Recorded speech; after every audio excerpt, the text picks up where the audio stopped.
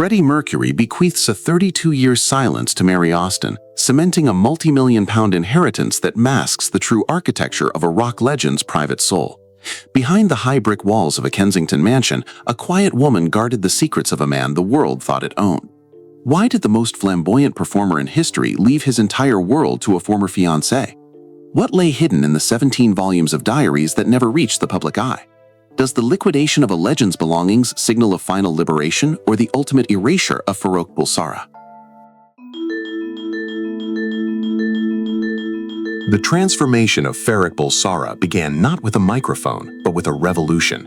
To understand the profound, systemic bond between Mary Austin and the man the world knew as Freddie Mercury, one must regress to the 0 point, the moment of absolute displacement in 1964. As documented by Mark Blake in his definitive history, Is This the Real Life? The Untold Story of Queen, the Bulsara family fled the clove-scented air of Zanzibar amidst a violent uprising that threatened the very life of Freddie's father. They left behind a world of colonial privilege, a house containing an ivory-white piano, only to land in the gray, damp reality of Feltham, Middlesex. This trauma of erasure created a fundamental vacuum in the young Bulsara, a need for a psychological anchor that would later be filled by a 19-year-old shopgirl named Mary Austin. By 1969, the future icon was a student at Ealing Art School, a venue where the architecture of the self was under constant feverish renovation. He was a man of intense paradoxes, shy to the point of hiding his teeth with his upper lip, yet dressing in middle-aged jackets that were slightly too small, and drain-pipe trousers that didn't quite reach his ankles. He was searching for a skin that fit. It was within the sensorially disorienting aisles of Biba, the iconic Kensington boutique, that he encountered Austin. At the time, she was an employee at the store, an environment described as having a unique atmosphere filled with Victorian furniture and a scent of incense, a precursor to the elaborate domesticity Mercury would later curate at Garden Lodge. Their meeting was a catalyst for a metamorphosis. While the public later saw an extrovert butterfly, Austin witnessed the gauche immigrant schoolboy struggling to assume a new identity. This era was defined by a specific London sensory palette, the smell of patchouli, the sound of Jimi Hendrix on a portable record player, and the visual chaos of Kensington Market. Austin represented the continuity between the displaced Farrokh and the ascending Mercury. She was the one who saw him before the mustache, before the stadium anthems, and before the hedonistic Mirage. This foundational era is quantified in the following breakdown of Mercury's early London residence and social pivots. Consequently, the relationship was never merely romantic, it was a survival strategy. For a man whose childhood world had been cut off by rebels, Austin became his new geography. She was his common-law wife, a term he would use until his death, because she was the only witness to the 0 point. As the band moved from playing Red Cross fundraisers for £50 to commanding global charts, the architecture of secrecy began to rise around them. The shift from a bohemian flat to a multi-million-pound estate was already in motion, but the most significant pivot lay just ahead in the winter of 1976. The trajectory of the Mercury-Austin relationship underwent a systemic transformation in December 1976, a moment that serves as the turning point for their shared history. For 7 years, they had lived as a conventional, albeit artistic, couple. Mercury had proposed marriage in 1973 with a jade ring, and they shared a life of solace and understanding. However, as the success of A Night at the Opera and Bohemian Rhapsody catapulted Queen into a state of global hegemony, the internal dissonance within Mercury reached a breaking point. The disclosure of his sexuality was not an ending, but a pivot into a more complex, nested secrecy. When Mercury sat Austin down to reveal his attraction to men, he initially used the term bisexual. Austin's response was a sharp, intuitive correction. "No, Freddie, I think you're gay." This moment of radical honesty could have shattered their bond. Instead, it institutionalized it. Mercury moved out of their shared flat and purchased a home for Austin near his own at 12 Stafford Terrace, Kensington. This was the moment the mirage of domesticity was replaced by a systemic partnership. He would famously state, "The only friend I've got is Mary, and I don't want anybody else." While his physical relationships moved toward David Minns, Winnie Kruschberger, and eventually Jim Hutton, Austin remained the anchor of his emotional estate. The financial data from this period reflects a massive surge in the band's power. By the mid-70s, Queen was no longer just a band, it was a corporation. However, Mercury's personal life was increasingly lived in the netherworld of secret clubs and private villas in Munich. The pivot of 1976 allowed him to navigate this duality. Austin was no longer his lover, but she was his next of kin in every legal and spiritual sense. This divergence is best illustrated by the following table of his primary relationships and their functional roles in his life. It is at this precise moment that Mercury began to construct the architecture of secrecy that would define his final decade. He provided for Austen with a loyalty that baffled his subsequent lovers, who frequently asked why they couldn't replace her. The answer lay in the fundamental trust established during the struggle of the early 70s. As his health began to decline in the late 1980s, this pivot toward Austen as the primary guardian of his legacy became a matter of life and death. The transition from partner to protector was complete, setting the stage for an academic exploration of why such bonds are so rare and so powerful. To understand the durability of the Mercury-Austen connection, one must look beyond pop culture tropes and into the sociological theory of intimate secondary relations. As explained by Peggy Ryerman in her research on community and identity, this phenomenon involves bonds that possess the emotional depth of primary kin relations, like a spouse, but function within a secondary or non-traditional social structure. For Mercury, Mary Austen was the anchor in a world of shifting fame and temporary physical encounters. She provided the soulmate function, someone who knew him inside and out with never a secret between them, even after the sexual component of their relationship had evaporated. This academic perspective is supported by the 2025 biography Love, Freddie by Lesley-Ann Jones, which argues that the flamboyant public persona of Freddie Mercury masked the spiritual private man Freddie Bulsara. Austen was the only individual permitted access to the Bulsara core.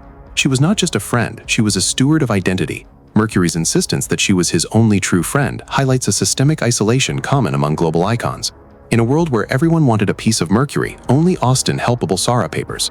This relationship was the architecture of stability that allowed him to survive the hedonism of Munich and the pressures of stadium tours. The mechanism of this anchoring was both emotional and financial. Mercury orchestrated his affairs with the precision of a stage performance, ensuring that Austen was always positioned at the center of his world of his own. He famously told her, "You would have been my wife, and it would have been yours anyway," referring to his Kensington mansion, Garden Lodge. This statement reveals a paradox of commitment. Mercury was more committed to the woman he didn't sleep with than the men he did. This phenomenon is categorized in the following dataset regarding his testamentary intent. Consequently, the anchor was not just a metaphor, it was a legal reality. By leaving the bulk of his estate to Austen, Mercury was ensuring that his private sanctuary would be managed by the only person who understood the value of the Farrokh inside the Freddie. However, this decision created a systemic friction within his inner circle, particularly with Jim Hutton, who felt marginalized by the overwhelming presence of the common-law wife.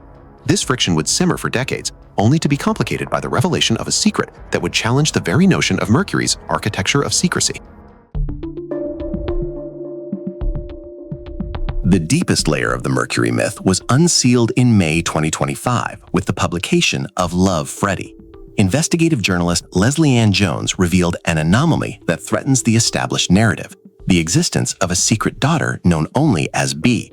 Conceived accidentally in 1976, the same year Mercury disclosed his sexuality to Mary Austen, B represents the ultimate paradox of visibility. While Mercury was becoming a global icon of queer identity, he was allegedly maintaining a clandestine relationship with a child born from a brief affair with the wife of a close friend. The root cause of the secrecy lies in Mercury's intense need for a private life that was entirely off the grid.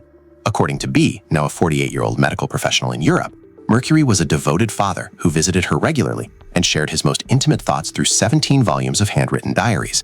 These journals, which Mercury allegedly started on June 20, 1976, were the shadow archive of his life, documenting his childhood in Zanzibar and his final battle with illness. The irony is staggering. While Mary Austen was the guardian of the house, B was supposedly the guardian of the word. This revelation has created a systemic conflict within the Queen fandom. Mary Austen herself expressed astonishment at the claims, stating she never knew of any child or diaries. This raises a haunting question. Did the man who called Austen his only friend keep a 15-year secret from her? Or is the B narrative a mirage crafted in the vacuum of Mercury's silence? Lesley-Ann Jones, who has covered the band for decades, insists the diaries are authentic, noting that no one could have faked what I saw. The following table compares the public narrative with the Jones revelation. The paradox lies in the possibility that Mercury's architecture of secrecy was even more complex than previously imagined. He was a man who lived in nested Chinese boxes, where one secret, his sexuality, served as a mask for another, his child. This hegemony of silence allowed him to navigate the world without ever being truly known. As we move closer to the physical remains of his life, the tension between these two narratives, the loyal soulmate versus the secret father, reaches a breaking point. What remains when the fortress of Garden Lodge is finally liquidated? To understand why Mary Austin was the inevitable recipient of Mercury's world, one must visualize the atmospheric catalyst of their youth, the Big Biba store on Kensington High Street. This was the zero point of Mercury's aesthetic education. As described in historical retail journals, Biba was a dark and sensorially disorientating space that challenged the mundane shopping experiences of the era. It was a world of Art Deco extravagance, with 7 floors including a Lolita children's floor, a mistress area for men, and a rainbow room where David Bowie and Mick Jagger socialized. Austin was a product of this environment, and Mercury was its most devoted student. At Biba, he learned that the Mirage was everything. The store was filled with ornate Victorian furniture and dazzling fabrics, creating an immersive environment that complemented its specific multi-sensory experience. This influence is woven into the very fabric of Garden Lodge. Mercury did not just collect objects, he curated atmospheres. He filled his home with Japanese cloisonné boxes, 16th century furniture, and Cartier jewelry, essentially recreating the Biba aesthetic as a private fortress. The sensory details of this era are crucial to understanding the humanic side of Mercury. Before the stadiums, there was the smell of the Dodo Cole Austin used on her eyes, and the texture of the flimsy communal changing rooms at the boutique. This shared aesthetic language was a fundamental bond. When Austin inherited Garden Lodge, she wasn't just inheriting a house, she was inheriting a living Biba exhibition. The house remained a tomb of this specific 1970s Kensington sensibility for over 30 years. The following data reflects the sensory markers that defined Mercury's curated world. Consequently, Mary Austin's decision to live among these things for 32 years was an act of sensory loyalty. She was preserving the Farrokh that had been born in the Isles of Biba. However, by 2023, the atmospheric weight of these objects became suffocating. The brave act of selling the collection at Sothebys was a decision to decouple from a past that had become a burden of artifacts. As the world prepared to bid on his Adidas sneakers and his crown, the transition from private sanctuary to public commodity was about to begin. Garden Lodge was more than a home. It was a financial hegemony and a systemic fortress. When Freddie Mercury died in 1991, his estate was estimated to be worth between £8 million and £30 million, a figure that has grown exponentially in the decades since. The architecture of his will was a masterpiece of loyalty, directing the bulk of his future earnings to Mary Austin. This included 50% of his future income from Queen's royalties and the ownership of his primary residence. Following the deaths of Mercury's parents, Austin's stake in the band's earnings rose to 75%, making her one of the most powerful figures in the music industry. The root cause of this massive wealth transfer was Mercury's belief that Austin was his only true wife. While his bandmates, Brian May and Roger Taylor, continued to tour and manage the Queen brand, Austin quietly managed the private estate. This included the maintenance of Garden Lodge, which Austin kept exactly as it was when Mercury passed away. The house, with its 8 bedrooms and quarter-acre garden, was a monument to silence in the heart of Kensington. The flow of money from the Queen catalog, which recently saw a £1 billion sale to Sony, has resulted in a £187.5 million windfall for Austin. This wealth has allowed Austin to live a life of discreet power. She has largely avoided the spotlight, emerging only to manage the Mercury archive and ensure her sons received a private education.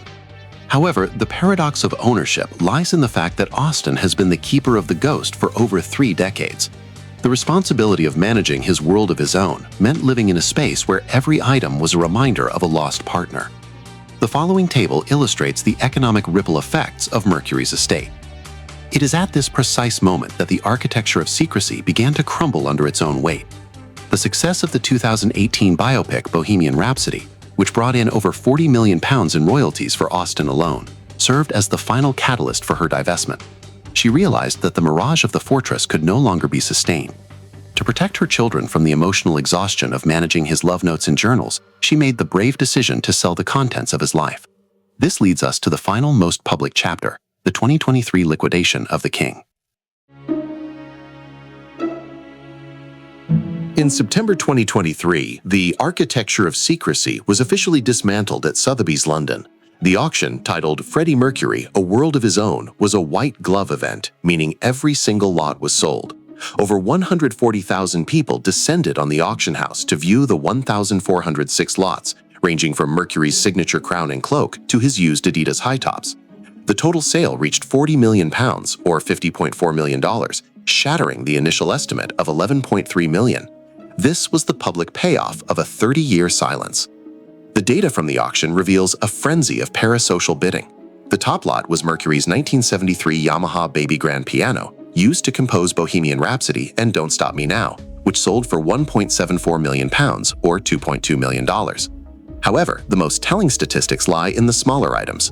A collection of 14 auction catalogs from the year of his death, estimated at £300, sold for £12,700, a 63x increase. A silver serpent bangle worn in the Bohemian Rhapsody video fetched £698,500, nearly 100x its estimate, becoming the most expensive piece of rock star jewelry ever sold. This liquidation of identity serves as a profound synthesis of our cultural obsession with celebrity.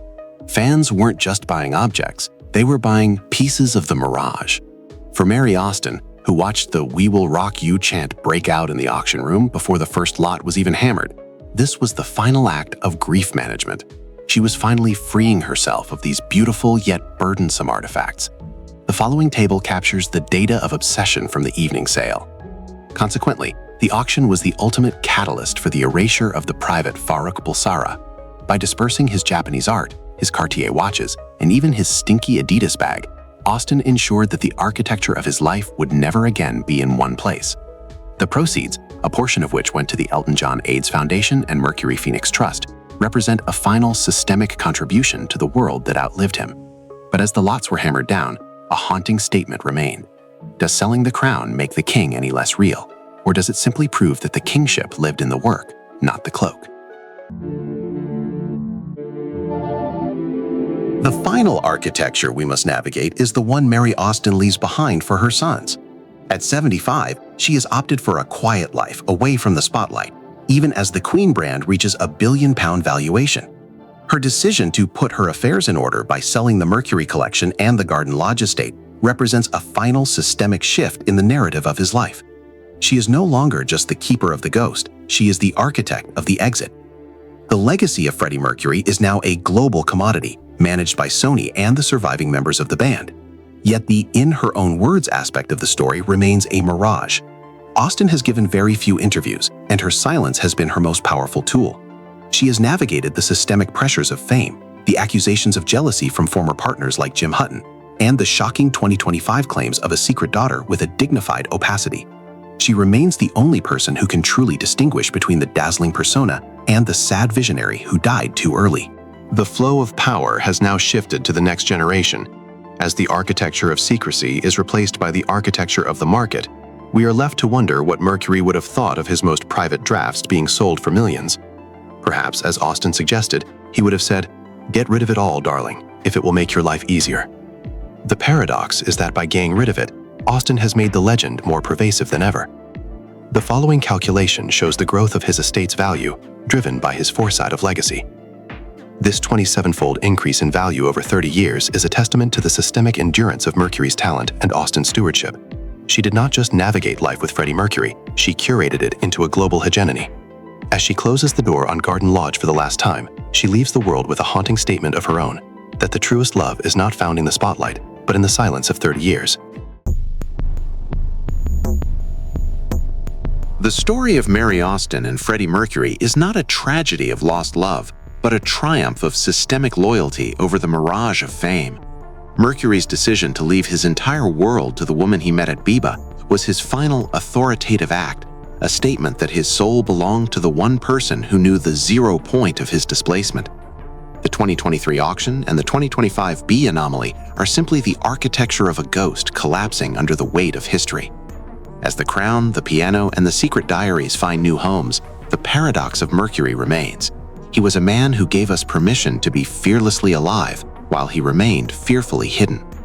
What happens when the architecture of secrecy is finally replaced by the transparency of the marketplace? We are left with a new synthesis, that Freddie Mercury was a man of nested truths, and Mary Austin was the only one who held the key to every box. Her final act of divestment was not a betrayal, but a catalyst for liberation. She has allowed the world to own the items, but she alone retains the memories.